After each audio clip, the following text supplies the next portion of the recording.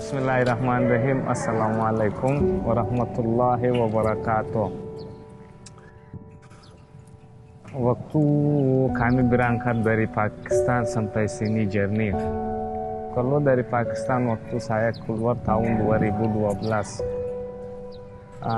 Dari sana aku ke Thailand untuk sementara, untuk seminggu doang. Sana cuma untuk transit, dari sana ke Malaysia 1 bulan kami udah daftarkan di UNHCR Malaysia juga. Dan dari sana 1 bulan udah masuk ke Indonesia naik kapal laut. Dan dari sana ke Jakarta, dari Batam ke Jakarta. Di Jakarta udah nyampe, teman-teman udah jemput kami. Dan besoknya udah daftar di kantor UNHCR. Dari sana langsung pindah ke Bogor. Hidup di Bogor sampai 1 tahun yang lalu. Dan waktu kami udah daftarkan di UNHCR, 8 bulan lagi udah kabarin dari UNHCR untuk wawancara. Kan waktu kami udah masuk di Indonesia, kami mau pencari suaka. Itu UNHCR udah wawancara, nanti udah ada jawabnya, kami udah pengungsi. Dan waktu kami udah pengungsi tanggal 2 Agustus 2013 sampai sekarang belum ada kabaran dari UNHCR. Kalau di Indonesia urusan pengungsi bukan pemerintah Indonesia, urusan pengungsi UNHCR. Karena di konvensi 1967 udah tangan-tangan dengan UNHCR dan pemerintah Indonesia. Harus kasih tempat untuk pengungsi, tempat yang layak. Dan seharian kayak misalkan makanan dan jaminan kesehatan mereka. Tapi sampai sekarang kami lepas dari hak kami. Kita nggak mau bantuan dari UNHCR jam segini. Minta hak kami. Kalau hak setiap pengungsi harus kasih tempat yang layak. Dari UNHCR, petugas UNHCR sampai sekarang cuma perjanjikan. United Nations for Refugee. Tapi dia nggak bantuan sampai sekarang. Kami mikirin ini gini. Di Indonesia ada 14.000 pengungsi. Bedanya apa sama yang lain? 9.000 pengungsi ada under IOM. Kalau yang 5.000-nya kenapa enggak? Sampai sekarang belum dapat bantuan dari UNHCR. Kalau misalkan di sini di Kodim juga siapa aja yang sakit, kami kabarin di CWS dan di UNHCR. Dari sana sampai ini bukan emergency. Kalau emergency mereka udah meninggal baru dia mau dikuburin. Enggak mau bantuin kalau misalkan dia sakit, enggak mau bawa. Sampai sekarang kesehatan kami di Kodim teman-teman warga yang bantuin kami. Kalau untuk kebutuhan sehari-hari misalkan makanan dan air minum juga dari warga. Waktu kami demokan di depan kantor UNHCR di Kebun Sirih dengan petugas pemerintah udah bawakan ke sini untuk sementara. Tapi dari sana udah pindahkan ke sini, urusan kami di Kodim juga pemerintah dan UNHCR dua-duanya. Pemerintah sampai tanggal 31 Agustus bantuan kami. Ada tempat makanan udah ada, listrik udah ada, air bersih dan kesehatan juga udah ada. Dari tanggal 31 Agustus pemerintah udah putuskan dari sini urusannya. Dari tanggal 1 Agustus September urusan kami di sini juga UNHCR sampai sekarang nggak ada kabarnya, nggak ke sini juga, nggak ada bantuannya juga nggak ke sini. Kalau butuhan sehari-hari misalkan makanan dan air minum, air bersih juga dari teman-teman warga, kan donatur warga bantuin, misalkan seminggu 2 hari nggak ada, sehari 4 hari ya 3 hari 4 harinya udah ada bantuan dari teman-teman dari warga. Kalau listrik juga setiap 2 minggu ada yang teman dari Jawa Tengah dia isi untuk kami. Listriknya juga cuman untuk kipas angin dan ke charger HP dan kasih makanan juga begitu jarang. Kalau misalkan Senin, Selasa, Rabu nggak ada bantuan, yang nggak ada teman-teman pengungsi dari Serpong, dari Cibubur, dari mana-mana dia juga yang kasih makanan untuk kami. Harapan kami, UNHCR harus kasih untuk teman-teman yang di sini tempat yang layak, bisa hidup. Kalau nggak bisa kasih tempat, prosesnya maju aja. Sampai kapan mereka jauh dari keluarganya, hidup di Indonesia nggak boleh kerja lain.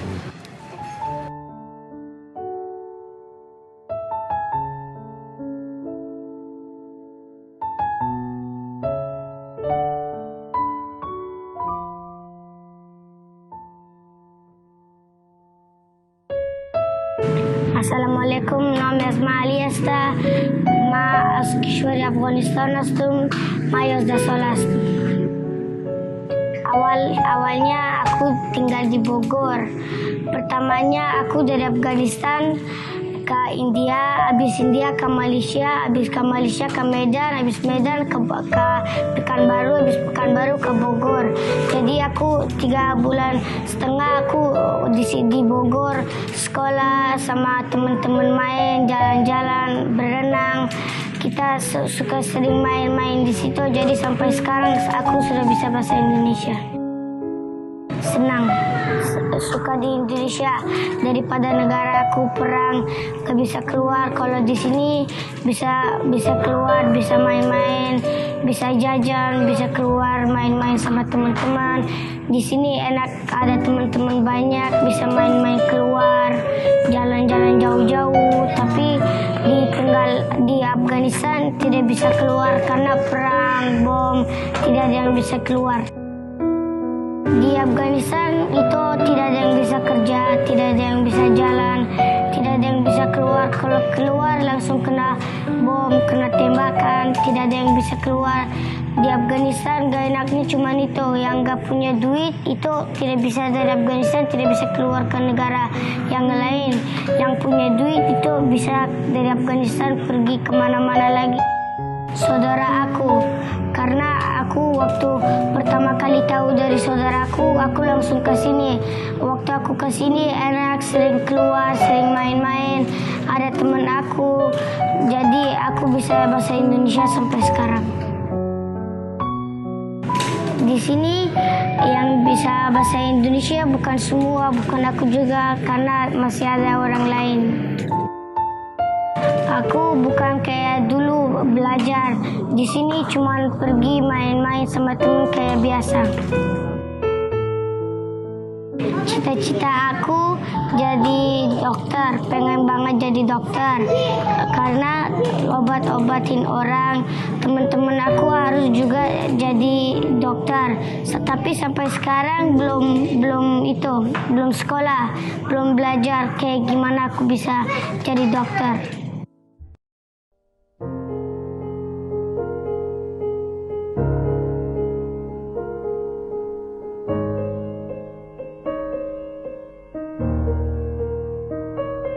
Kita hitung dari tanggal 10 ya. Tanggal 10 itu ada pembersihan di Fasum Kodim, beredar di WhatsApp grup di warga dan Mogot Baru.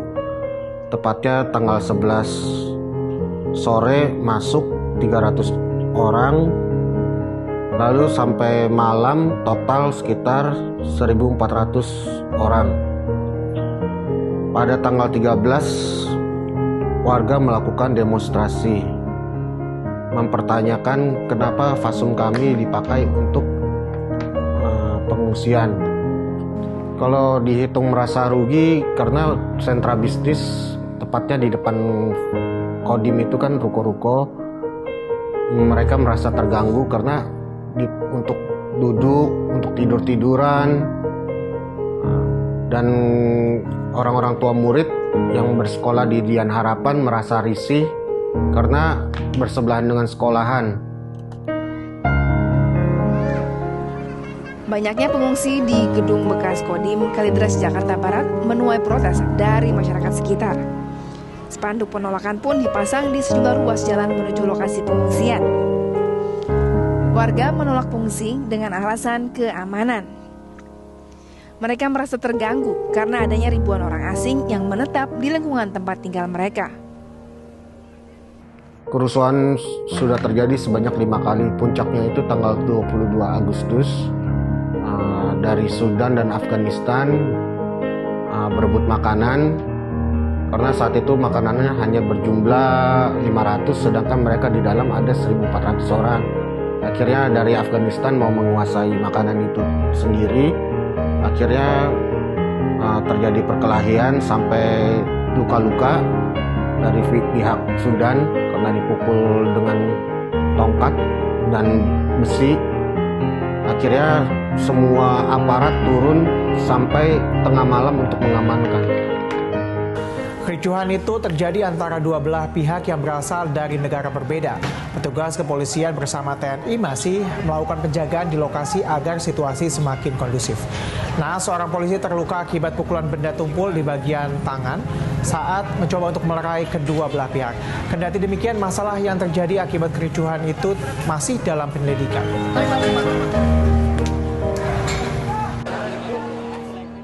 Untuk keamanan sendiri dipantau oleh Satpam, Satpol PP dan kepolisian dalam mengamankan mereka. Menurut Undang-Undang Perpres 125 tahun 2016, mereka memang tidak diperbolehkan bekerja di Indonesia. Untuk uang sendiri mereka dapat dari saudara-saudara mereka yang sudah sampai di dunia ketiga, negara ketiga maksud saya. Mereka diberikan sejumlah uang oleh saudara-saudara mereka dan juga orang-orang tua mereka yang masih menetap di negara mereka mengirimkan sejumlah uang. Untuk informasi tersendiri harusnya mereka sudah tidak boleh, tapi karena demi kemanusiaan dan agar tidak tercoreng negara kita ini, maka mereka masih diperbolehkan. Untuk dipindahkan itu belum ada informasi lebih lanjut.